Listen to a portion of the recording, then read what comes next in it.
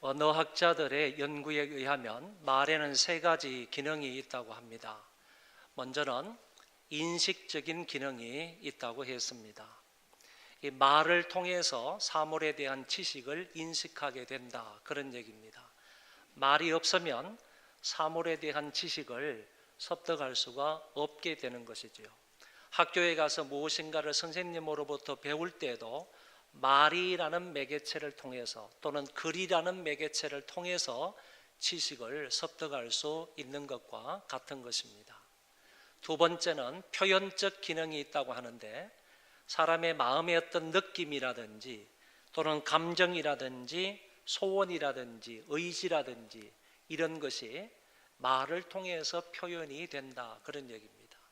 그래서 시나 소설을 통해서 그 사람의 어떤 감정이나 사실들이 표현되기도 하고, 노래를 통해서 표현되기도 하고, 또는 우리의 대화를 통해서도 자기의 감정과 느낌이나 상황 이런 것들이 표현이 되기도 하는 것입니다.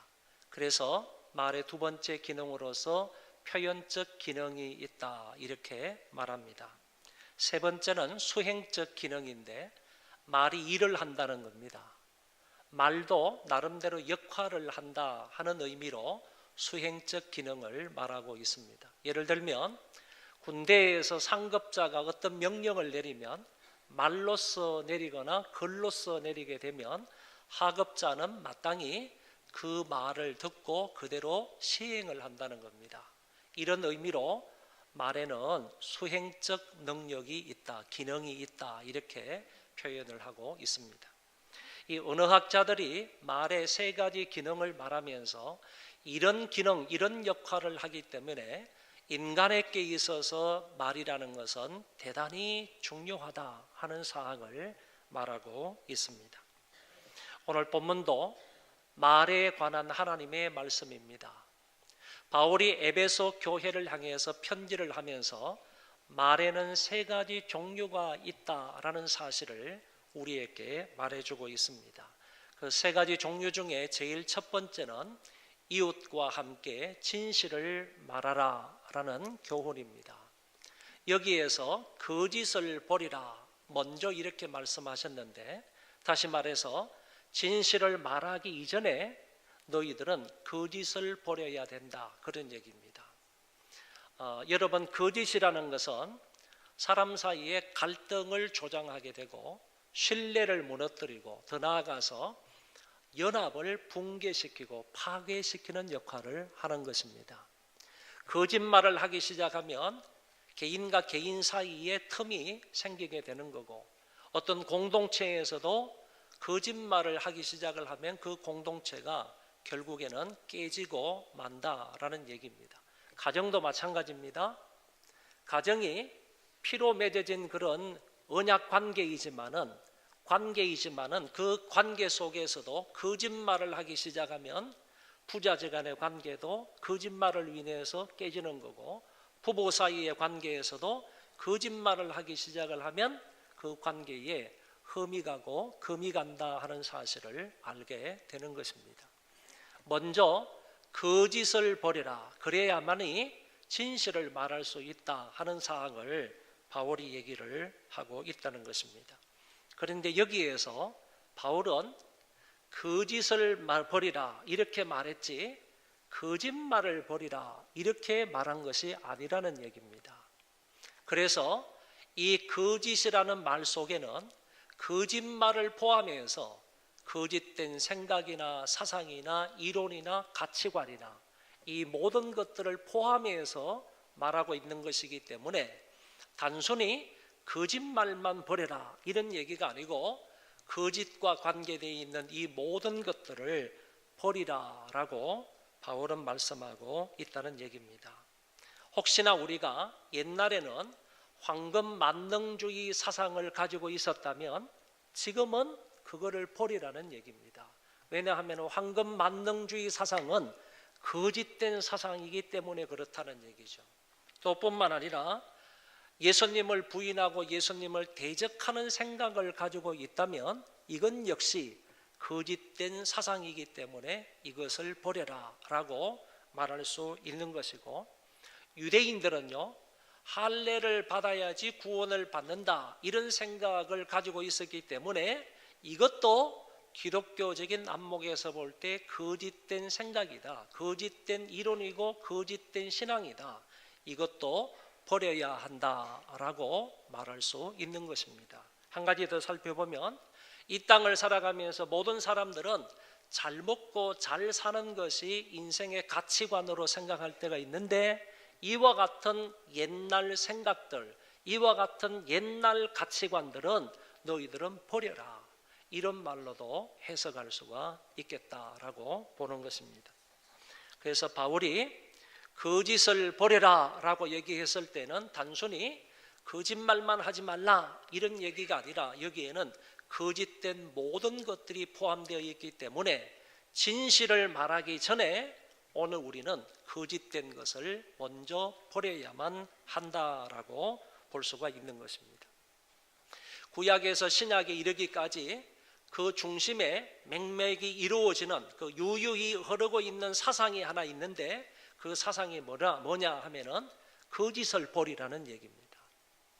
예를 들면 거짓된 신을 버리라, 그리고 거짓된 종교나 거짓 신앙, 이와 같은 것을 버리고 거짓된 마음, 거짓 가치관, 거짓 이론, 이런 것들을 버려라 하는 것이 창세기부터 요한계시록까지 유유하게 흐르는 어떤 중심 사상이다 하는 것을 볼 수가 있다, 그런 얘기입니다. 이처럼 거짓 신이나 거짓 종교나 거짓 신앙이나 마음이나 가치관이나 이론이나 이와 같은 것들을 세상 가운데에서 퍼뜨리고 전하고 가르치는 사람이 있는데, 그런 사람을 가리켜서 거짓 선지자다, 거짓 교사다, 거짓 종이다, 이렇게 말하고 있는 거예요. 그러니까 신약 성경, 구약 성경에도 거짓 선지자나 거짓 교사나 거짓 종들에 의해서 이와 같은 것들이 퍼뜨려지는데, 거기에 물들인 사람이 있다는 얘기죠. 그래서 거짓된 신을 믿고 거짓 종교를 가지고 거짓 신앙생활을 하고 거짓된 마음을 가지고 거짓 가치관을 가지고 살아가는 그런 사람이 있을 수 있다는 얘기예요. 그런 사람을 향해서 바울은 담대하게 말하기를 거짓된 모든 것들은 버려라, 그것들을 버리고 이제 진실된 말을 하라 하는 것을 우리에게 얘기를 하셨습니다. 여러분, 그 초대교회 문서 가운데 아주 훌륭한 좋은 문서 가운데 하나가 디다케라는 문서가 있습니다. 한국말로 번역을 하면 12사도의 교훈집이라, 12사도가 교훈한 것을 한 곳에 묶어두어서 편집해낸 책이 디다케라는 책이 있습니다. 이 책은요, AD 50년에서 150년 사이에서 기록되었을 것이다, 이렇게 추정을 합니다. 여러분, AD 50에서 150년 사이에서 기록된 책이다라고 생각을 한다면 신약 성경의 마지막이 AD 97년에 쓴 것입니다. 요한계시록이 AD 97년, 그 100년 안에 기록된 책이기 때문에 그때까지의 성도들이 신앙생활을 어떻게 했느냐라는 것을 알려면 성경을 보면 되는 거예요. 성경 안에 보면 성경 안에서 저 사람들이 어떻게 삶을 살았고 어떻게 기준을 가지고 살았는지 이런 부분에 대해서 알 수가 있지만은, 성경 시대가 끝나고 난 이후에 성도들의 삶이 어떠했는지 이거는 다른 것을 통해서 알 수가 없는 거예요. 이런 문서, 디다케와 같은 이런 문서를 통해서만 성경 그 다음의 세대 사람들이 어떻게 삶을 살아갔는지, 어떻게 신앙생활을 했는지를 알게 해주는 좋은 문서가 있다는 얘기죠. 그 문서 중에 하나가 바로 디다케라는 문서인데, 여기는 전체 16장으로 되어 있어요. 아주 짧은 문서입니다. 16장으로 되어 있는데 3장 5절의 말씀에 보면 나의 아들아 거짓말을 하지 말지니 거짓이 도둑질을 가져옴이라, 이렇게 말하고 있습니다. 사도들은 당시에 주의 백성들을 부르면서 마치 자기의 친아들을 부르는 것처럼 친숙한 언어로 나의 아들들아, 내 형제들아, 너희들에게 부탁하는데 거짓말을 하지 말라. 거짓을 말하게 되면 도둑질을 하게 된다, 이렇게 말하고 있습니다. 거짓말을 하게 되면 결국에는 절도에 이르게 된다 하는 사항을 우리에게 말씀해 주고 있다, 그런 얘기입니다. 그래서 초대교회 성도 성경 시대가 끝나고 나서 그 다음 시대에 살아가는 사람들은 적어도 어떤 교훈을 받으면서 살아갔느냐 하면은 성경 외에 이와 같은 디다케 문서를 통해서 사도들이 남긴 그 교훈이 뭐냐 하면은 거짓말을 해서는 안 된다, 신자들이 거짓말을 해서는 안 된다, 그리고 거짓말을 하게 되면 이처럼 도둑질을 가져온다 하는 이런 말을 들으면서 살았다 하는 사항을 우리가 알 수 있는 것입니다. 이 디다케에 대한 문서를 여러분들이 찬찬히 1장에서 16장까지 한번 읽어보시려면 몇 페이지 안 되니까 우리 교회 홈페이지에 들어오셔서 교육 자료실에 가면 이 디다케를 전체를 제가 번역해 놓은 것이 있습니다. 그러면 그걸 한번 읽어보시면 유익이 되리라 이렇게 생각을 합니다. 사도 요한이라는 사람은 거짓에 대해서 이렇게 말합니다. 거짓을 말하는 자는 마귀의 자식이다. 왜냐하면은 마귀는 거짓의 아비이기 때문이다. 마귀는 첫째부터 제일 처음부터 에덴 동산에부터 거짓말하는 거짓말하는 쟁이였기 때문에 거짓말쟁이였기 때문에 그놈의 밑에서 거짓말을 하는 것이다. 이렇게 사도 요한은 설명을 하고 있는 거예요. 한번 성경을 한번 읽어볼까요? 시작. 너희는 너희 아비 마귀에게서 났으니 너희 아비의 욕심대로 너희도 행하고자 하느니라. 그는 처음부터 살인한 자요 진리가 그 속에 없으므로 진리에 서지 못하고 거짓을 말할 때마다 제 것으로 말하나니 이는 그가 거짓말쟁이요 거짓의 아비가 되었습니다. 거짓을 말하면서 마치 진실처럼 말한다 이렇게 말했습니다. 그리고 이는 그가 거짓말쟁이기 때문에 거짓의 아비이기 때문에 결국에 그 아비 밑에서 사는 사람들은 결국 거짓말을 할 수밖에 없다 하는 사항을 얘기하고 있습니다. 거짓말을 하면요 나는 누구의 자식이다? 마귀의 자식이다 이렇게 생각하라는 것을 말씀하고 있는 것입니다. 이어서요 사도 요한은 거짓말하는 자가 누구냐? 예수께서 그리스도이심을 부인하는 자가 아니냐? 아버지와 아들을 부인하는 그가 적그리스도니. 아버지와 아들을 부인하는 자가 적그리스도라고 말했는데 그놈이 바로 거짓말하는 자다. 거짓말하는 자는 적그리스도다.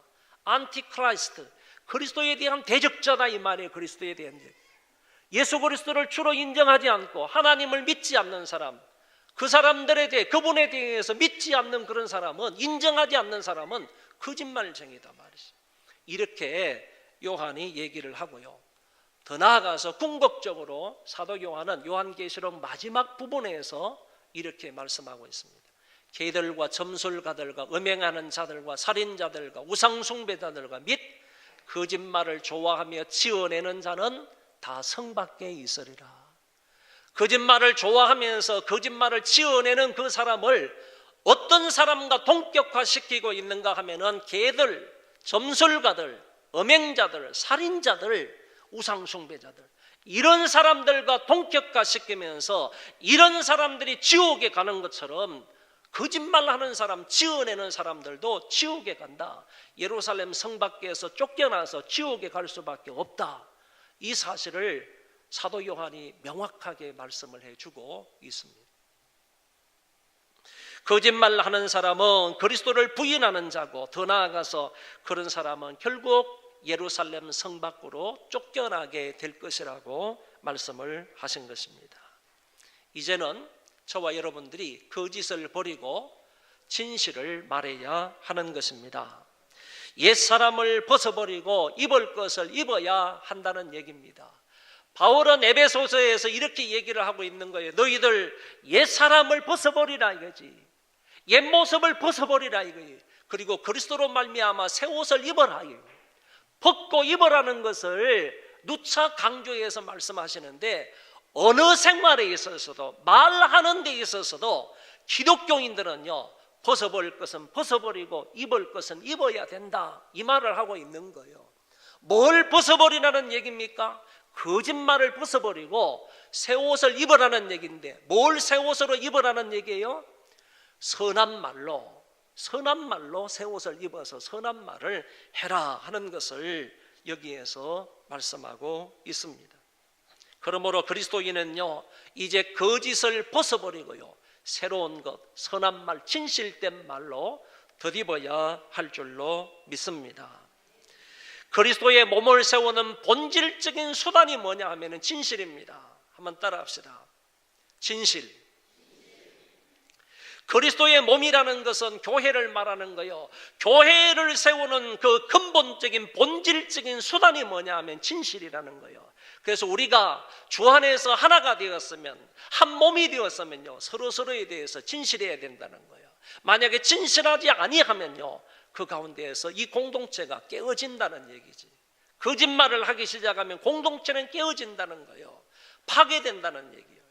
그런 얘기를 여기에서 말씀을 하셨습니다. 다음에 그 사항을 분명하게 여기 바울은 말씀을 합니다. 한번 보시면, 왜 우리는 그러면 거짓을 버리고 진실을 말해야 합니까? 이는 우리가 서로 지체가 되기 때문이다. 그리고 뿐만 아니라 지체가 되었음에도 불구하고 계속해서 거짓말을 하게 되면 우리 안에 하나가 되게 하신 성령을 근심시켜 드리는 일이 된다. 그래서 우리는 성령으로 말미암아 하나가 된 사람들이에요. 성령으로 말미암아 세례를 받게 하심으로, 성령을 마시게 함으로 우리는 하나가 되었습니다.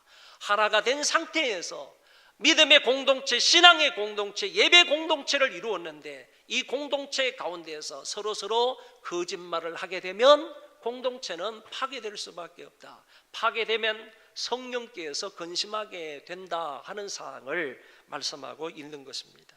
그러므로 그리스도 안에서 한 몸의 지체가 되신 여러분들은 거짓을 버리고 진실을 말할 수 있기를 바랍니다. 어느 생활에 있어서는요, 버릴 것은 버리고 취할 것은 취해야 하는데, 곧 거짓을 버리고 진실을 말해야 한다 하는 사항을 바울이 말씀하고 있습니다.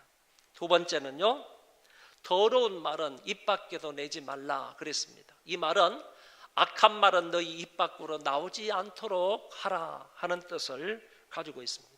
여기에서 더러운 말이라는 것은 좀 뭐라고 할까요? 좀 이제 좋지 않은 표현으로 들릴지는 모르겠지만은요, 이 더러운 말을 원문에 근거하면요, 썩은 말이다 이렇게 표현돼요. 여러분, 말도 썩은 말이 있대요. 썩은 말이 있대요. 말도 썩은 말이 있는데 그 썩은 말을 더러운 말이라. 조금 이따가 좀 구체적으로 설명하겠습니다. 그리고 더러운 말은 외설이라든지 독선적인 언어라든지 막말이라든지 추잡한 말이라, 불결한 말이라든지 남의 비밀을 소문으로 막 퍼뜨리는 것, 남에게 해를 끼치는 것, 이런 것들을 가리켜서 더러운 말이라 그랬습니다. 바울은 이렇게 말씀합니다. 음행과 온갖 더러운 것과 탐욕은 너희 중에서 그 이름조차도 부르지 말라. 이는 성도에게 마땅한 바니라. 누추함과 어리석은 말이나 희롱의 말이 마땅치 아니하니 오히려 감사하는 말을 하라. 할렐루야. 여기에 보면 더러운 말은요, 입 밖에도 내지 말라, 그 이름조차도 부르지 말라 그랬어요. 누추한 말이나 어리석인 말이나 희롱의 말은 입 밖에 내지 말라고 했다니까요. 그 이름을 부르지 말라고 했어요. 입에 담지 말라는 얘기예요. 입에 담지 말라는 얘기예요. 왜냐? 그런 말들은, 더러운 말들은요, 기독교인으로서는 합당치 않다는 얘기거든요. 너희들에게 합당한 말이 아니라는 얘기입니다. 바울은 이것을 강조해서 여기에서 얘기하는 거예요. 온갖 더러운 말이나 누추한 말이나 어리석은 말이나 희롱의 말은 그 이름조차도 부르지 말라. 기독교인에게 합당치 않는 말이다 라고 말씀하셨습니다. 주님은 우리에게 말씀하시기를요, 형제에게 라가라 하는 사람은 지옥불에 떨어진다 그랬습니다. 라가라 하는 말은요, 미련한 놈이다 그런 뜻입니다. 형제를 향해서 미련한 놈이다, 아니면요 형제를 향하여서 저 미친놈이다, 좀 과격하게 표현을 하면 이렇게 말하는 사람은 지옥불에 떨어진다고 그랬다. 말 한마디가 얼마나 무서운 결과를 낳는 겁니까? 하나님의 형상대로 지음을 받고 예수 그리스도를 통해서 구원함을 받은 형제를 향해서 저 미친놈 이렇게 말하면 그 미친놈이라고 말한 그 사람은요 지옥불에 떨어진다고 그랬죠. 예수님이 그렇게 말씀하셨단 말이죠. 바울도 이렇게 말했습니다. 그들의 목구멍은 열린 무덤이요 그 혀로는 속임을 일삼으며 그 입술에는 독사의 독이 있고 그 입에는 저주와 악독이 가득하다. 유대인들은 무덤을 만들어 놓고요, 그 무덤 입구를 이렇게 만들어서 그 입구를 돌로 막아둡니다. 돌로 막아둬요. 그런데 세월이 지나고 나면요, 한참 세월이 지나면 이 돌이 깨지기도 하고 그 다음에 뒹굴어져서 밖으로 나오기도 하고 그런단 말이지. 그러면 무덤이 열리는 거예요. 우리는 무덤을 파야지 무덤을 열 수 있지만은 그 나라는 그렇게 안 돼 있어요. 입구가 돌로 막혀 있기 때문에 그 돌이 깨진다든지 아니면 돌이 굴러서 나온다든지 그러면 무덤이 열리는 거예요. 무덤이 열리게 되면 그 속에 썩은 송장 냄새가 지속적으로 밖으로 흘러나오는 거예요. 이것을 생각하면서 바울이 여기에서 말하기를요, 그들의 목구멍은 열린 무덤과 같다 이렇게 말합니다. 그들이라는 것은 악행하는 사람을 말하는 거예요. 죄악된 사람을 말하는 거예요. 그 악하고 죄악된 사람들의 입에서 나오는 말이요, 마치 열린 무덤 속에서 나오는 썩은 송장 냄새와 같은 말이 나온다 그런 얘기죠. 열린 무덤에서 항상 썩은 송장 냄새가 나오듯이요, 이런 악행을 행하는 사람들의 입에서는 항상 썩은 말이 나온다는 거지. 썩은 말, 더러운 말이 나온다는 게 더러운 말. 혀로는 속임을 일삼으며 입술에는 독사의 독이 있고 입에는 저주와 악독이 가득하도다.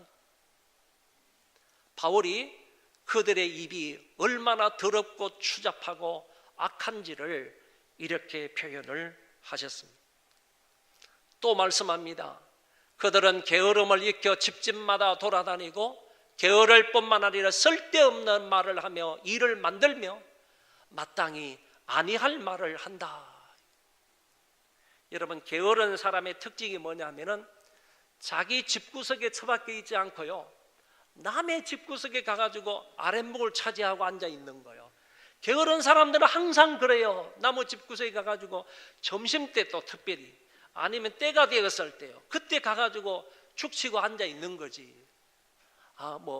국수나 한 그릇 말아 먹고 가 그러면 집에 가서 먹을 수도 있는데 그러면 한 그릇 먹고 갈까? 그러면서 그 집에 앉아가지고 그거 얻어먹고 있는 거라니까. 얻어먹고 시간을 보내고 있는 거예요. 그 집에 죽치고 앉아.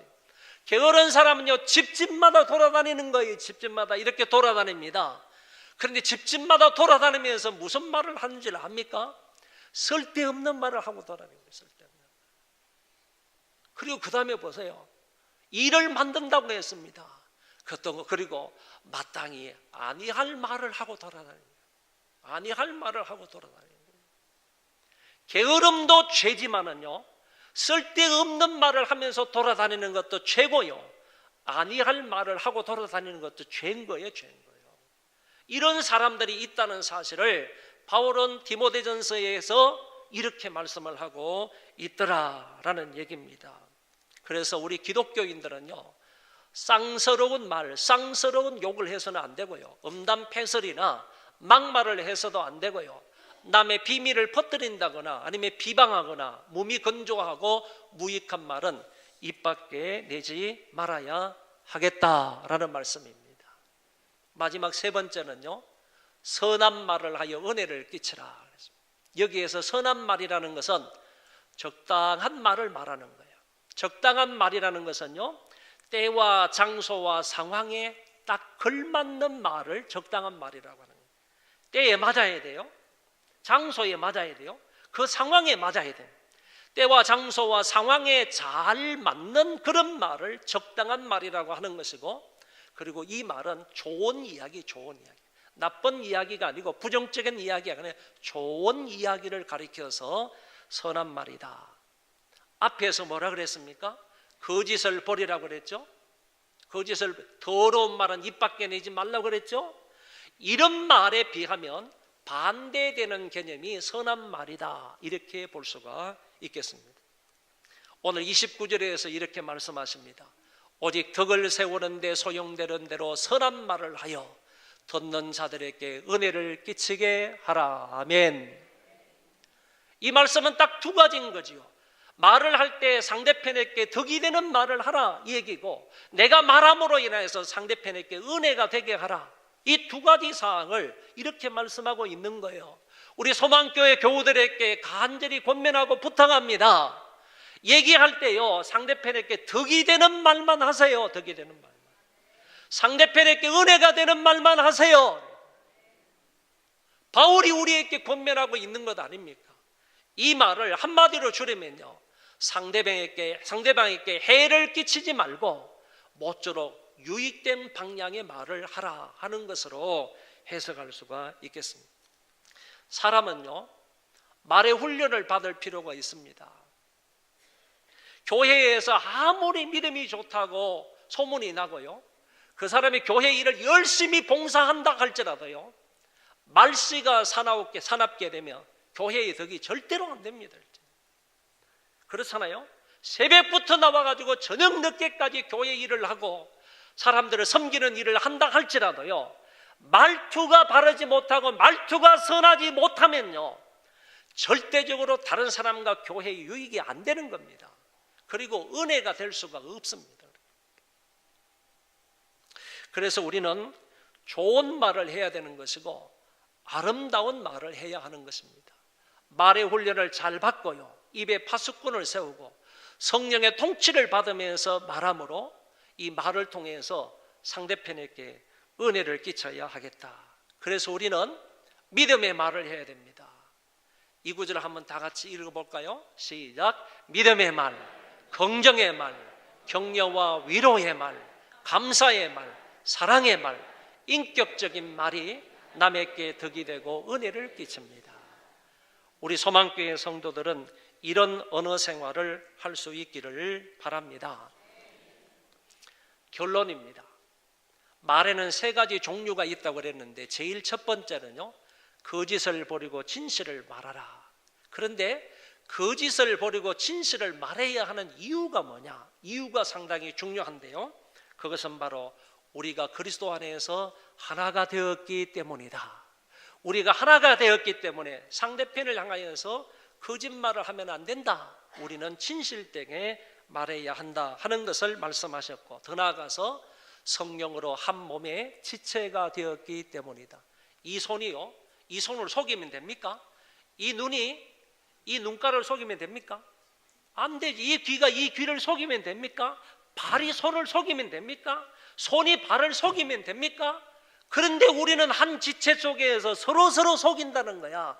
같은 손으로서의 지체인데 서로가 서로를 속인다는 거예요. 이거는 몸을 이루지 못하는 일, 몸을 이루지 못하는.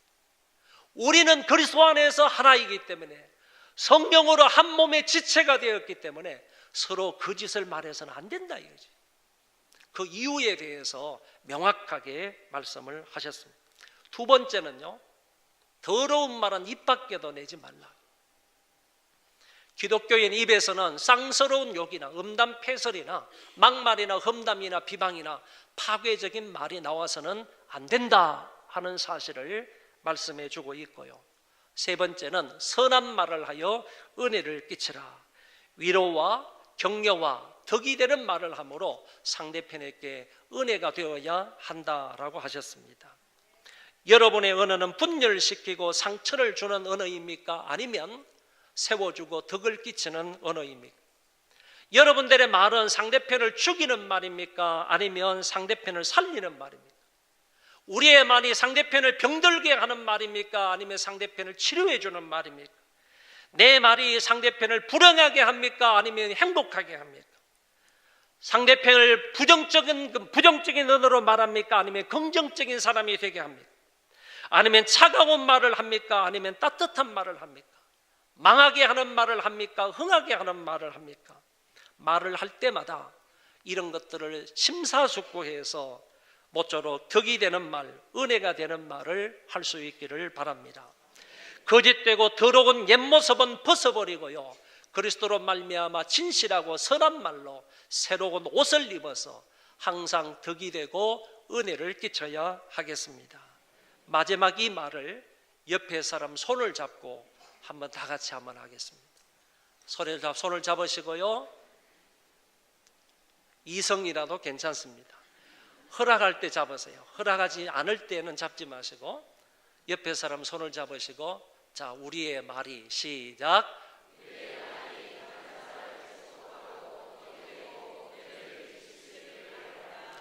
여러분 모두가 이런 분들이 되시기를 축원합니다.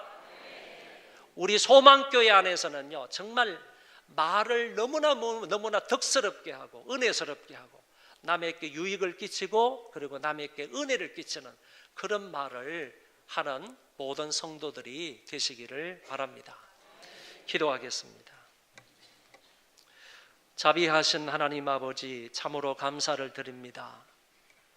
이제 우리가 예수 그리스도를 믿어서 성령으로 하나가 되었으므로 우리 입술에 거짓을 버리게 해주시고 더러운 말이 나오지 않도록 도와주옵시고, 이제 남에게 덕이 되는 말을 하고 은혜를 끼치는 말을 할 수 있는 우리가 되게 하여 주옵소서. 우리 입술에 파수꾼을 세워 주옵소서. 성령께서 입술을 통제하여 주옵소서. 그리하여 정말로 상대편에게 유익이 되고 은혜가 되고 위로와 격려가 되는 그런 말을 하며 살아가는 우리 모두가 되게 하여 주옵소서. 말로써 하나님 앞에 영광을 돌리는 주의 백성들 되게 하여 주옵시고, 말로써 다른 사람들에게 덕을 끼치는 하나님의 사람들 다 되게 하여 주옵소서. 예수님 이름으로 기도하옵나이다. 아멘. 오늘은